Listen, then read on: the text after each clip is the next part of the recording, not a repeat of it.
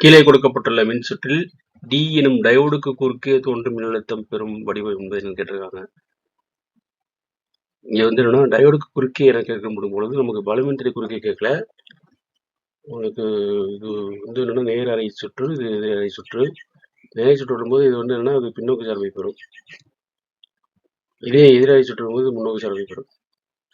இங்கே இந்த டயோடுக்கு குறுக்கே தான் என்ன இந்த மின்னழுத்த எவ்வளோன்னு கேட்டிருக்காங்க. மின்னழுத்தம் எவ்வளோன்னு கேட்டிருக்காங்க. அதுக்கான வடிவம் என்னன்னு கேட்டிருக்காங்க. அதனால வந்து நம்ம வந்து டயோடு குறுக்கே நம்ம பார்க்கணும். இப்போ முதல் நேர் அரை சுற்றில் வந்து என்ன நேர்மறை அரை சுற்றில் வந்து உங்களுக்கு டயோடு பின்னோக்கு சார்பு செய்யப்பட்டிருக்கிறதால சுற்று திறந்த சுற்றாக இருக்குது. அதனால வந்து டயோடு முழுவதும் மின்னழுத்தம் பெறப்படும். இதே வந்து இரண்டாவது அதாவது அடுத்த எதிர்மறை சுற்றில் வந்து நெகட்டிவ் ஆஃப் சைக்கிள் சொல்லுவோம்ல, அதில் டயோடு வந்து முன்னோக்கு சார்பு பெறும். ஏன்னா இங்கே வந்து இங்கே நெகட்டிவ் ஆஃப் சைக்கிள் இங்கே வந்து என் பி வருது, இப்படி ரிவர்ஸில் வருது. ஓகேவா? இங்கே வந்து negative polarity of the diode, இது பாசிட்டிவ் போலாரிட்டி கிடையாது.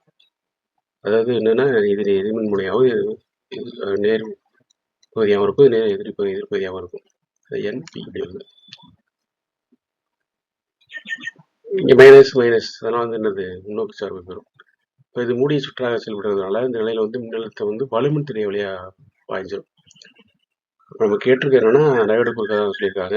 அப்போ கிடைக்கக்கூடிய வடிவம் வந்து என்னன்னா இந்த ஆப்ஷன் 4 உள்ள இந்த வடிவம் தான் கிடைக்கும். ஆகையால் விடை வந்து ஆப்ஷன் 4.